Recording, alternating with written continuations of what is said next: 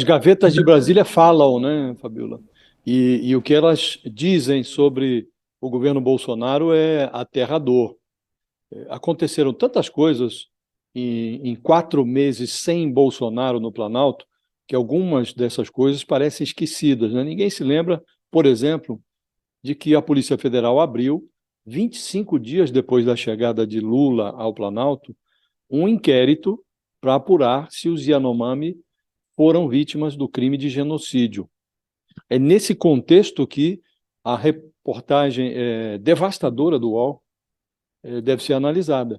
O repórter Igor Melo, nessa reportagem que todos devem ler, porque ela fala muito sobre o nosso país, né? Sobre o que aconteceu no nosso país, o repórter Igor Melo ele traz evidências documentais que, entre tantas outras provas, né, que já vieram à luz, evidenciam a necessidade de punição do Bolsonaro e dos seus cúmplices. O artigo 1º da Lei 2.889, uma lei de 1956, define como genocida aquele que teve a intenção de destruir, no todo ou em parte, um grupo nacional, étnico, racial ou religioso. Para que um genocida seja punido, é preciso comprovar que houve a intenção deliberada de cometer o crime.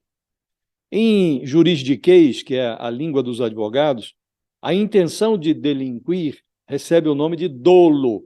Quer dizer, um presidente que dispunha de um mapa da mineração ilegal na terra Yanomami e optou deliberadamente por estimular o crime em vez de coibi-lo, tornou escancarado o seu instinto doloso. Quer dizer, é claro, é nítido que houve dolo. O artigo 231 da Constituição anota que são reconhecidos aos indígenas a sua organização social, os seus costumes, as suas crenças, suas tradições e os direitos originários sobre as terras que tradicionalmente ocupam. E esse mesmo artigo anota que compete à União, compete ao governo federal, demarcar as terras, protegê-las e fazer respeitar todos os seus bens, todos os bens que estão nessas terras indígenas. O Bolsonaro questionou a demarcação da terra Yanomami desde a origem, há 30 anos. E na presidência, ele estimulou com atos, com declarações, com omissões, a invasão e a exploração da área por criminosos. Em vez de proteger, ele estimulou a invasão, a exploração dessas áreas. Junto com o garimpo ilegal, junto com o crime organizado, vieram a degradação ambiental, vieram os estupros, os assassinatos, as mortes por desnutrição, por doenças tratáveis. Veio, junto com tudo isso, aquela negligência no socorro aos indígenas durante a pandemia. Isso foi algo metódico, não foi ocasional. Nem as ordens do Supremo Tribunal Federal foram suficientes para interromper o descaso do governo com as populações indígenas. E, diante de tudo isso, em março de 2022, o então ministro da Justiça, Anderson Torres, esse que acabou de ser liberado da cadeia com uma tornozeleira eletrônica, esse ministro concedeu ao Bolsonaro a medalha do mérito indigenista. Foi um reconhecimento pelos serviços relevantes destinados a assegurar bem-estar, proteção às comunidades indígenas. Diante desse cenário, Fabiola, ou o Brasil pune o Bolsonaro, ou vai provar ao mundo que países também cometem genocídio. Ou pior, países também cometem suicídio. É imperioso que o Brasil providencie a punição do Bolsonaro. As provas estão aí, elas são eloquentes, e a reportagem que traz hoje o UOL, ela adensa essas provas, mostra que o Bolsonaro tinha conhecimento, estava tudo documentado, e ele optou por não agir. E essa opção significa que ele liberou o crime para agir.